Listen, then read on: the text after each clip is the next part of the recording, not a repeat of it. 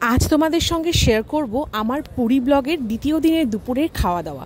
এরকম ভাত, লাউ পাতায় চিংড়ি ভাপা, তার সঙ্গে কিন্তু নিয়ে নিয়েছিলাম এরকম এক বালতি কাতলা, আর তার সঙ্গে নিয়েছিলাম হচ্ছে বেগুন ভাজা। আমরা যতক্ষণে গেছিলাম ততক্ষণে কিন্তু থালি শেষ, তাই জন্য আমরা এরকম আলাদা আলাদা ডিশ নিয়েছিলাম। দেখো, আমরা কিন্তু আজকে এসেছিলাম পুরীর মিত্র ক্যাফে।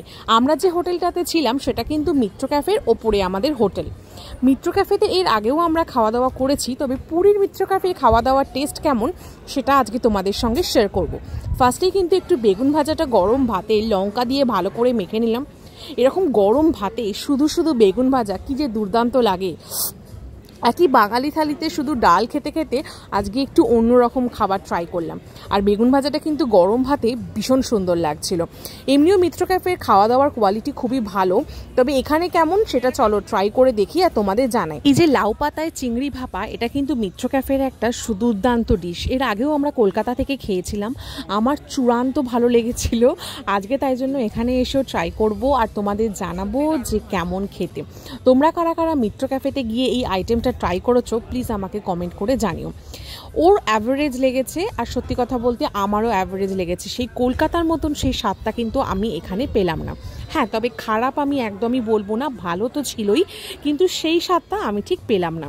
তবে মিত্র ক্যাফের কিন্তু এই ডিশটা কিন্তু অসাধারণ। যারা যারা এখনও পর্যন্ত ট্রাই করোনি তারা কিন্তু মাস্ট ট্রাই করো। আমি একবার খাওয়ার পরও যেহেতু পুরো এক বাটি দিয়েছিল, আমি কিন্তু আবারও নিয়ে নিয়েছি। আর এর মধ্যে কিন্তু এক বাটিতে অনেকগুলো চিংড়ি মাছ ছিল। ডিশটা কিন্তু সত্যি অসাধারণ। আর এরকম গরম ভাতে এই যে চিংড়ি দিয়ে লাউ পাতায় ভাপা এই যে রেসিপিটা, এটা কিন্তু দুর্দান্ত লাগে। আর আমাদের আজকে যেটা আমরা নেক্সট যে আইটেমটা ট্রাই করব সেটা হচ্ছে বালতি কাতলা। হ্যাঁ, বালতি কাতলাটা একটু অন্যরকম। আমরা শুনেছি বালতি চিকেন, কিন্তু বালতি কাতলাটা আজকে ট্রাই করব।